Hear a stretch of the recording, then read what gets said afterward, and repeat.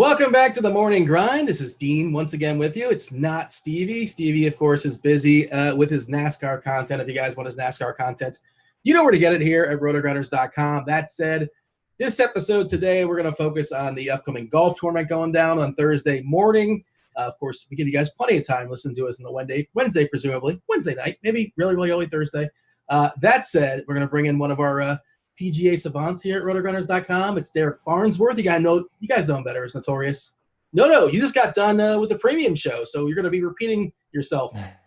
Thanks for joining me. Yeah, just regurgitating a lot of information. But I got to give you props. I mean, you're doing interviews about sports you don't know. You're doing interviews with just all these different people around the industry. I think they're awesome. So good job, well done. Thank you. Yeah, I've had a good time. Had Nicole on earlier this week, and that was a lot of fun. And Nicole, known for behind-the-scenes stuff, and that was a good conversation as well. And no, get excited. Fire up your, make sure to put this on the DVR. We got Cheese. Dave Potts is coming tomorrow. Yes, love Dave. The best. And, he's been crushing the KBO stuff. Yeah, we were talking pre-show. Let's think behind the window for a second. We're talking pre-show as the nicest people in DFS, and I think we both agreed. Cheese was on the board. You were nominated. Somebody nominated you as well. So, Chief, I think, was also a nominee as well. But all RG guys somehow sort of happened to work out that way.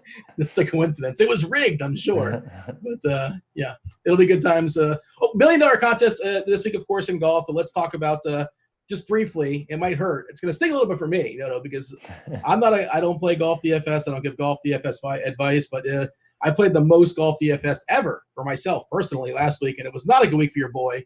But I plan on bouncing back. Small sample size, right? Trust the process. What happened last week? It was a disaster, was it not? At least for me. Yeah, you must have read my content if you had a bad week. For whatever reason, the drought continues for myself. The first 3 weeks have been rough. Luckily, our producer, Devin, talked me into playing some tiers. So I cashed in that, and my cash game lineup had 3 of 6 through the cut. I ended up cashing in some double ups. So it wasn't a complete bust, but definitely looking forward to brighter days. I don't know. I mean, a lot of big names missed the cut. A lot of chalk missed the cut. I think the 6-6 percentage was less than 2%. So if you had a 6-6 lineup or even like a 4 or 5-6 with DJ, you were looking pretty good. Just one of those weeks where a lot of things went wrong, and that's going to happen in PGA. I had a couple 4 of 6s cash, and I had a couple showdowns do like decent. And I know we should talk about the premium content that we have. Of course, you have your article that is, I think it's out right now. Yes, it is out. The core plays, STL cards, this is breakdown. The premium video you guys just recorded is up already. The expert survey is something I think is really, really good to kind of get a great overview as far as this slate. Is there anything I'm missing? Oh, the showdown. That's what I was getting at, Noto. And I'm not sure if you do this. Yeah, you do one of the rounds. I know. Are you doing all the rounds? It says your name here. I imagine it's not always you, or it is. Yeah, I do rounds 2 through 4, the projections and an article, and then Tambo does a video for round 4, I believe. Also have my model video that's out already. Red Kachik does a value breakdown that he has out. We obviously have the projections lineup HQ with all the tags, which make it really easy to build lineups. And we have a new guy up doing some tags as well this week. Yeah, you mentioned Tambo. We should give Narrative Street, right? He had a kid and then he banked the GPP. I think it was a bank, was it not? Yeah, baby swag in full effect. It's been a story for golf forever.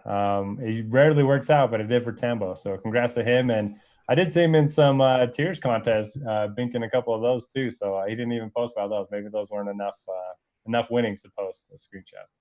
He's making lineups in the delivery room for all we know. But we'll go through it later on the show. We'll go through the tiers. Well, for the most part, we can't give every single one because of technicalities, yada, yada, yada. But we'll fill out at least a 5 of 6 or something like that. We'll have at it. Be a good time. What are we looking at as far as this course, the overview, the golfers? We were talking from a Vegas perspective about DeChambeau. Did I pronounce that correctly? DeChambeau? Is that right? Yep, Bryson DeChambeau. You can just call him Buff Bryson if you want. Just massive. They put out his diet today on Twitter. That was pretty good. You have to go look at that. Massive breakfast, 6 protein shakes a day, steak and potatoes for dinner, midday snack, and then a big lunch as well. So he's getting 3,500 calories a day. Yeah, I actually, in my notes, prep for this show. That's what I'm prepping. That's actually on there. You want 4 eggs specifically, 5 strips of bacon, toast as well. All those shakes. There, that's all it takes, I suppose, to get that buff body. And I imagine he's working out a good bit too. Yeah, and But it doesn't seem like a low carb diet, so maybe that's why he's got a little bit of a belly on him. But yeah. it's working. It's working. So yeah, as far as this course, what are we looking at? So this week's a little bit different. A lot of the big names played the last 3 weeks, so they kind of need a week off. So a much weaker field than we've seen the last few. That's kind of why Bryson is 6-1, like you mentioned. Massive favorite. Typically, we see the favorite at 10 or 12-1, depending on the field. But Bryson, everybody's on him, playing well. As far as the course, last year was the first time that it was played at the Detroit Golf Club. It is a par 72, 4 par 5s, almost 7,400 yards. And last year it played more like a much shorter course. All the strokes were gained through approach and on the greens. The top 20 finishers all gained strokes putting, which you typically never see at a PGA Tour event. So I think a lot of people are going to target those guys that aren't necessarily long off the tee and that they're really good with their irons, really good with their putter. But personally, we're only dealing with 1 year of data. I think that's going to drive the narrative. And a lot of golfers are hitting drivers here. The average driving distance was 13 yards longer than we see at a typical PGA Tour event. And this is a better field than we had last year. So I do think driving is going to be important. You're going to be seeing more drivers. So for me, I'm going to be placing a bigger weight on off the tee than I typically would. So that's going to help those guys like Bryson and Hovland and some of the other bombers out there. You're going to have to score low. The winning score last year was 25 under. I don't think it'll get that low again this year. This sounds like they're going to grow out the rough, and there hasn't been nearly as much rain in the area. So it should be a little bit drier than it was last year. The greens will be a little firmer. Maybe that makes scrambling a little bit more important as well. But you're going to have to go low. The cut was -5 last year. So, your golfers 2 or 3 under par. That's typically really good, but not here. So target the birdie makers and kind of hope for the best. Yeah, so for Buff Bryson, he's got 700K more than anybody else as far as the salaries on DK, and our ownership projection is not going to give them all away, obviously. And of course, they're fluid, they're in flux. This is Tuesday night; it's not Thursday morning. But as far as ownership projection, despite the fact he's $700 more than everybody else, he's still 7%, 6 and change percent higher projected amongst everybody else. So as I would assume that means he's a strong cash game play. What do you do with him in tournaments? My general rule of thumb when it comes to golf is if you like the golfer, don't let ownership talk you out of him.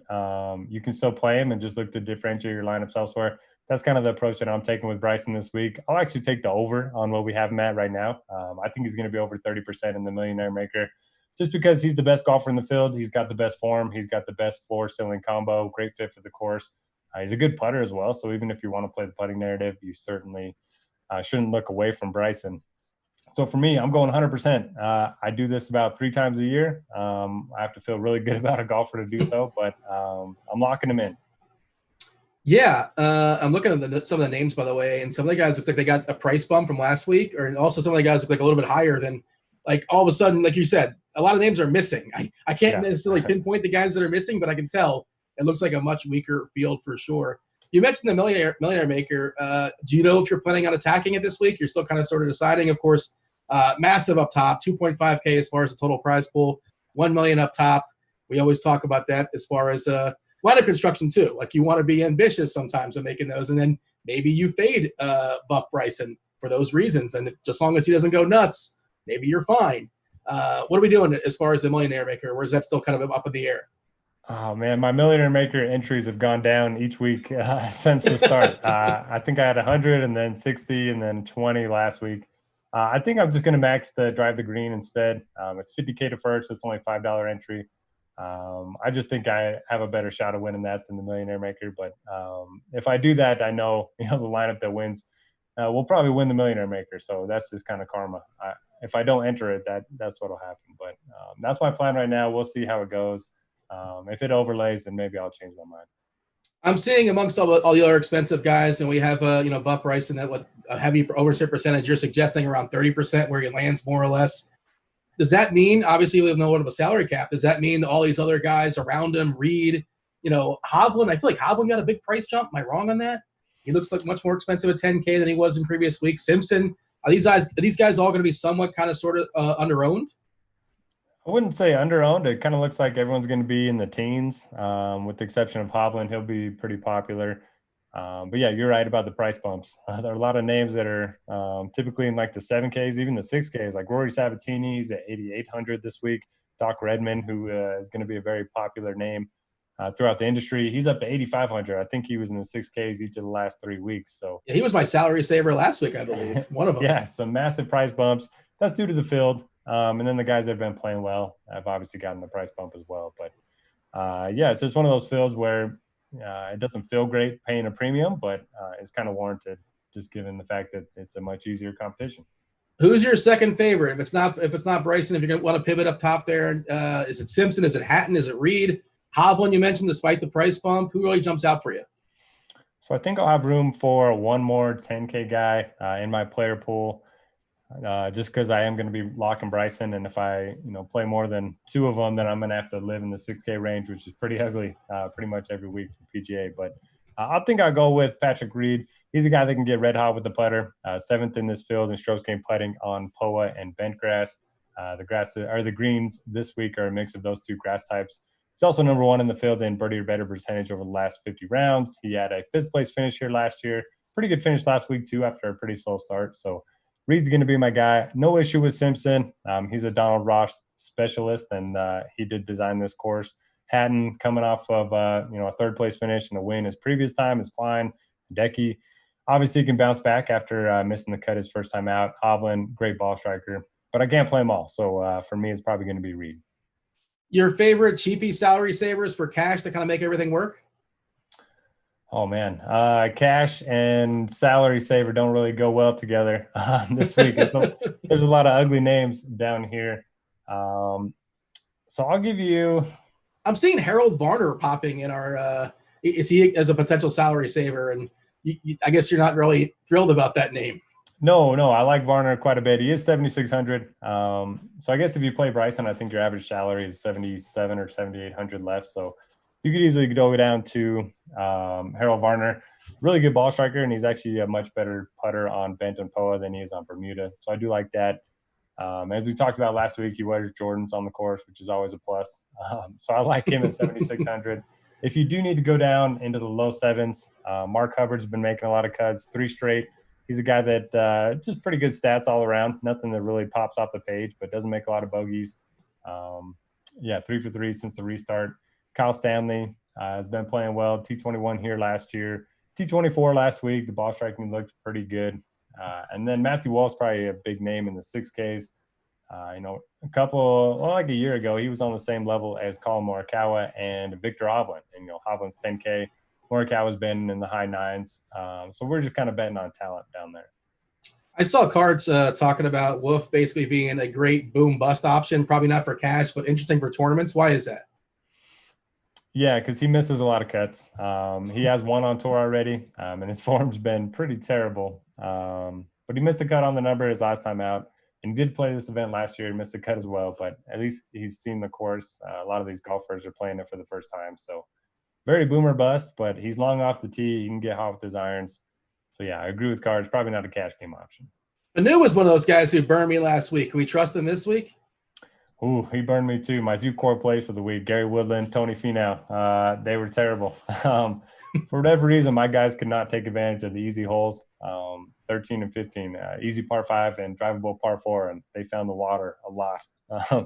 So that hurt. But, yeah, get him off of Bermuda. He's always good. Good ball striker. 9,300. He's actually cheaper than you would normally expect him to be in this type of field. So I like him to bounce back this week. Should say Harry English has Corona, so he's not going to be playing. Is there anybody else? Is there anything else we should be aware of? It's obviously you can't predict it's going to happen, but obviously be wary of these things as Thursday creeps up on us. Is that the only guy that's been withdrawn, or is there somebody else I'm missing? So Chad Campbell withdrew. He was the first alternate, so he wasn't actually in the field yet. But as of Tuesday night, those are the only 2 names. Okay. Let's see. I'm just kind of running through some names. Jason Day. I saw there's a lot of people talking about Jason Day on Twitter last week as far as I think was he good and he was bad and he was kind of up and down. He's 8.6K. He's a name that I know. No, he's a name I know, and I feel like he should be more expensive. But maybe he's just not as good as he used to be. What's the story of this guy? Yeah, he's definitely not as good as he used to be. I don't know if he ever got to number 1 in the world, but he got really close. Won a major. He won a bunch of events in a 2-year stretch. Anyway, he's been you don't know Jason Day, he's been dealing with injuries pretty much his whole career. Doesn't matter what the illness is, he loves to play up the injury. And it's typically always before the day the tournament starts. He'll have a knee injury or he's lightheaded, whatever it may be. But anyway, so last week he asked for a corona test after he already had the test earlier that week. He asked for another one. And everyone had their money on Jason Day being the first one to get it just because that would make so much sense. So I don't really know where his game's at, where his head's at. It just doesn't seem like he wants to be out there right now. Fair enough. So that sounds like a fade to me. That's what I'm hearing at least. Yeah, at that price point, I mean, he just hasn't shown anything. He does putt well on Donald Ross courses, but that's just not enough for me to play him. I'm looking at our consensus value rankings. Why is Brian Harman popping? So he's cheap. He's a cut maker. Missed a cut on the number last week. Ended up missing an 18-inch putt that ended up costing him the cut at a course that he really loves. So I think he's going to bounce back nicely. Yeah, just a guy that gains strokes in all facets of his game, can get hot with the putter. I think he's one of the safer options, and there's just not a lot of those this week.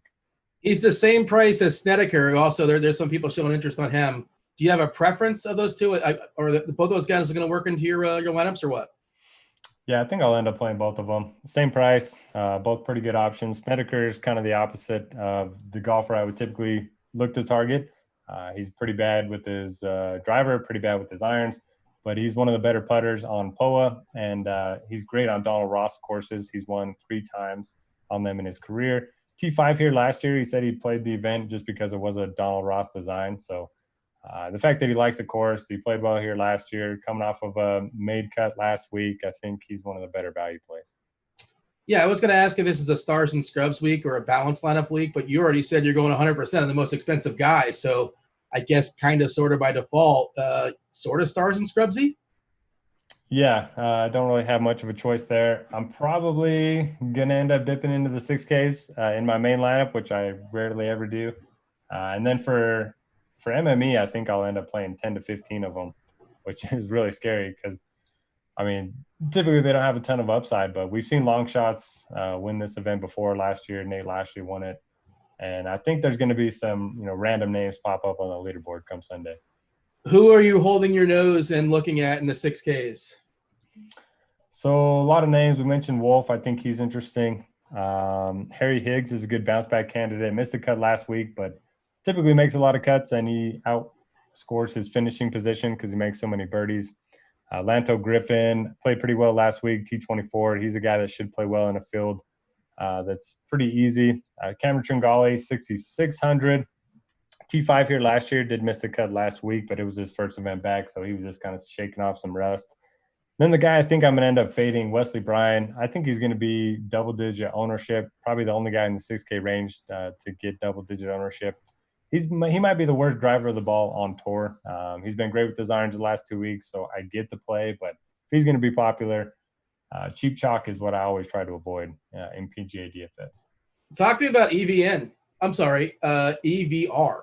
There you go. Eric Van Rooyen typically plays on the European Tour. He usually only plays over here for majors and WGC events, so typically only plays against the stronger fields in America. Anyway, he's a really good ball striker. 7th in this field in strokes gained off the tee, 7th in birdie or better percentage, coming off of a T21 finish his last time out. Just seems like a guy that could easily be there on Sunday. And at 8K, I don't mind taking some shots on him in tournaments. Is there somebody that's going to be fairly popular that you feel good about not having? Like you're just going to say, I don't want that guy this week. I don't see what other people are seeing. Lucas Glover, probably. We have him at 18% ownership or so. It's not that I don't like him. He's been playing really well. 3 straight top 25s. Good approach game as well. But anytime he gets popular, for whatever reason, he misses the cut. Never fails. I don't know if he's tracking our ownership projections here at RotoGrinders and we put too much pressure on him or what. But yeah, for whatever reason, he just never fails when he's chalky. So I'll probably be off of him. And I was originally on Doc Redman, and then I was off of him. But every podcast I've listened to has said he's going to be too popular. You can't play him at this price point. So I think he's going to end up being a lot lower owned than everyone else thinks he's going to be. Yeah, I mean, how does that work? Like, we're in our bubble, and it's sort of hard to gauge, and like, it's hard to get a perspective from outside of our bubble. And it is a millionaire maker week, which I guess means like more casuals play, or is that a wrong thought? Is that a correct thought or a wrong thought? I feel like more casuals would play him later a week, but I don't know. I think so.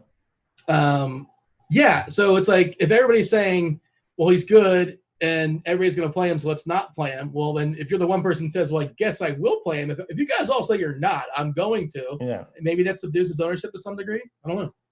Yeah, I think so. This typically happens with one golfer every week where it looks like he's going to be super popular. Everyone says, here's the pivots for him, and then he ends up being a lot lower owned than we thought. Sergio Garcia was kind of that guy last week. I think we actually talked about fading him because he was going to be popular on this podcast. So I've listened to 6 or 7 already. Every single one has said to fade Redmond because he's going to be so highly owned. So maybe it's going to end up being lower than 15. Who's winning this bad boy? I guess you think it's Buff Bryson? I mean, I think it is, but I don't think there's value at that number. 6-1. I don't think that's his true odds to actually win this tournament. I'd maybe give it 10-1, 10% chance to win. There's just so many things that can go wrong in golf. But for him to get a top 10, I think it's got to be pretty high. So love him in DFS. I don't love the number to bet him outright. Just pulling it up on the fly here. DK Sportsbook. Bryson minus 335 to finish top 20. I don't see top 10. But that doesn't seem terribly appealing yet. Like it's plus 650 to win the tournament. Then you got Simpson 11-1, Hatton at 14-1. Any value there, or we got to kind of work our way up the board? So I posted my betting card in my Core Plays article on Monday. I think some of these numbers have changed. You moved the needle. Yeah, probably not. I like Harmon at 66-1. I booked that. Rory Sabatini, we talked about him at 55-1, being a Donald Ross specialist. Since I'm not betting Bryson and I'm not playing these two, I will bet Hideki and Hovland. I don't mind balancing my exposures when it comes to betting in DFS if I'm going to fade a guy. And don't mind betting him because if he wins, then I'll be covered a little bit there. Doc Redman at 55-1. And then I like Harold Varner, top 70-1 with the top 5 at 12-1. Yeah, obviously shop around, but Redmond, as of right now on DK, is now down to 40-1 So you move the needle. It's got to be you. I assume it's nobody else. Nobody else has mentioned him. Don't tell anybody but Doc Redmond. All right, let's play some tiers. We got Hatton, Simpson, DeChambeau, and Reed in the first tier. I'm guessing we're going DeChambeau, or I mean, yeah.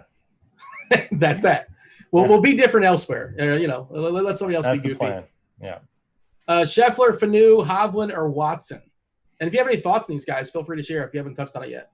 So I would expect Hovland to be 50% owned maybe, even in tournaments, even large field tournaments, because he's clearly the best play of this bunch. Bubba missed the cut here last year, pretty much misses a lot of cuts. Scheffler hasn't been in great form.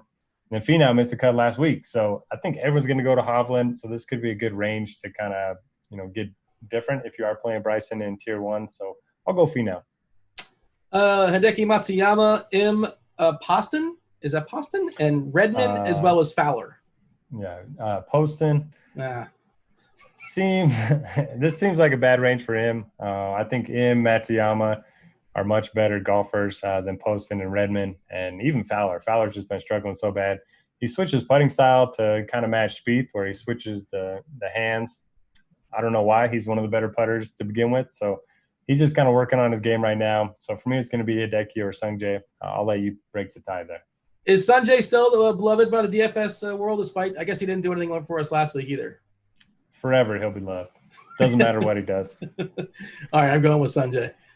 We got tier number 4, Hadwin, Nah, Snedeker, Sabatini, and the aforementioned Jason Day. A couple new names there. Any thoughts? So Kevin Na is going to be pretty popular. He's a guy that runs really hot with his irons, really hot with his putter. He could easily come out and win this thing. I'm probably going to be underweight just because he feels too expensive for me. Hadwin's a guy I like. It seems like a really good course fit. Hits a lot of fairways, pretty good with his irons, makes a lot of birdies. And then we talked about Snedeker being a good option, Sabatini being a good option. I'll probably go with Sabatini, but I think Kevin Na will probably garner the most ownership in that tier. Hadwin and Sabatini, as of right now, in the DK Sportsbook, both 55-1. Na 35-1 for what it's worth. Yeah. And who did I miss? Snedeker somewhere in the middle, 45-1. So at least according to DK, who's going to win most likely is Na amongst that bunch for what it's worth. Let's see. Oh, man, I can't pronounce that dude's name. Alex Noren. There's a dude named South African. You got to try it. Bezuidenhout? Yeah, pretty good. Bezuidenhout, yeah. All right. That's great. EVR, Glover, and Bello. Cabrera Bello. Is that the guy who was smoking the cigar on the course like years ago? It's all I remember about some dude that maybe it's somebody else. Miguel Angel Jimenez. That's what I was thinking of. Yeah, that guy was great. Have you seen him do his stretches? That's better than the cigar. I know nothing about golf. My apologies for those listening for golf takes. Listen to no, not me. He bends over, holds his knees, and then like twirls his knees around. It's the best stretch I've ever seen. While he's smoking a cigar with no hands. We got to get that GIF. So amongst this bunch, you've talked about like an EVR, some other new names here. Is EVR the pick, or we're going to go off the board? For tournaments, I'd go EVR. I don't even know if there's cash games for tiers. I imagine there is. Then I'd go Glover. Yeah, you can play head to heads. I'm sure. I would imagine so. But that's not fun. Doubling your money. That's not sexy at all. Don't give me a pick amongst this bunch, but I'll just throw out some names, and if anybody kind of pops, anybody that's noteworthy, you have a little note on them, feel free to share it. So we got Harmon, McNeely, Todd, Kitayama, Varner III, Stewart, Grace, and I guess that's Keegan Bradley. Yeah, a lot of good options here. We talked about Harmon, Varner. McNeely is a guy that gains a lot of strokes putting. Pretty good young player all around. Doesn't really have a weakness in his game. I think he's a pretty strong option, even in the full tournament contest at 7,600. Brendan Todd was a leader after 3 rounds last week. Just fell apart. I don't know if you were watching on Sunday. Made a 7 after being right next to the green in 2. So that was kind of tough to watch. And then Kitayama ended up Monday qualifying into this tournament. He's won 3 times over on the European Tour. Really talented. He's 50-1. So I think he's going to be a really interesting option. He was actually late add to the field. I think he's 8,100 too for the other contest. So if you want to look at him for tournaments, I don't mind that. Let's get you out of here, Noto. You've done back-to-back podcasts. Much appreciate your time. Your wife, by the way, currently is tweeting about tortillas. There you go. All right. Some low carb ones, yeah. There you go. She's very specific. They're not bad. I actually have those too, so I'm on board. I'll give it a like. But so give me your final thoughts. Anything else you want to say as far as this tournament? What should we be on the lookout for in the next day all the way up to lock? What do you have for us? Yeah, all my content's already out. I think most of the content's already out. So that'll be fun. The Lineup HQ show with Tambo will be out tomorrow. That's always a good one. Even if you don't want to pay attention to his player pool, they just talk about different strategies for building MME type of builds. And everyone has their different process. STL Cardinals likes to build with like 20 to 25 golfers. I like to get like 40 in there. Tambo is different too. So it's fun to see them play around with the different settings in Lineup HQ, build some groups, narrow down their player pool. That's great evergreen content as well, if you want to check that out. And yeah, just best of luck this week. Hoping to get off the schneid a little bit myself. Yeah, and there's also plenty of showdown content you're talking about as well. You do some content, and there's at least for round 4, if nothing else, I believe there's a video content for that as well too. I'm not sure if it's round by round, but I'm fairly certain for the Sunday. I guess I assume it'll be available Saturday night. Is that correct? Yeah, so Saturday night, Tambo will have that video out, and then I'll have my article and projections out Thursday night, Friday night, Saturday night for the next round. So yeah, if your lineups take a turn for the worse, there's always showdown, which is nice. It starts at 0 all over again. It's like it never happened. It's a redo. Much appreciate your time, Dodo. Get some rest. Good luck this week. Good luck, everybody listening. I'll be dabbling as well. Let's get off the schneid. That's Notorious. I was Dean. This was the Morning Grind. We're out of here. Holler.